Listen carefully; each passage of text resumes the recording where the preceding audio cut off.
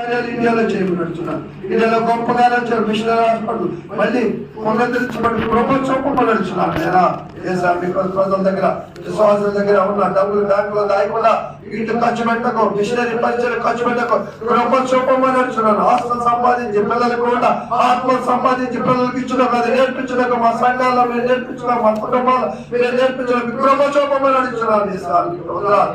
మా దేశ కమిషన్ పూర్తి సహాయం కింద మొత్తం పనిచేసి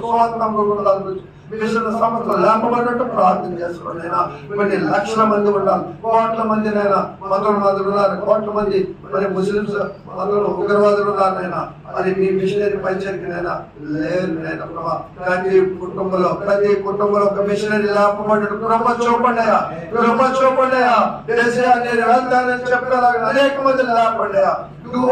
ఇలా ఉండగా కృప చూపడుతున్నారు. అలాగే ప్రభా నా నెత్తిని శుద్ధవాడు ధనిలు అంటున్నారు. బోధనలో యథార్థత బోధనలు చేయటం కృప చూపండి.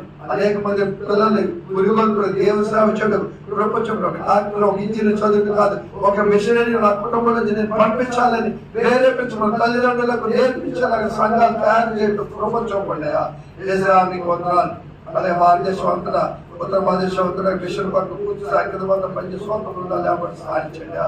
మరి ముఖ్యంగా ఉత్తర భారతదేశం ఒక ప్రపంచంత లక్షల మంది మిషనరీలు లేకపోబడినట్టు మరి స్థానిక భాష మాట్లాగే ఎవరైనా పనివారు విశ్వాస సేవకులుగా లేపబడ్డాడు. ప్రార్థిస్తున్నాం, ఇది సాయం చేయమని వారి ద్వారా స్వార్థ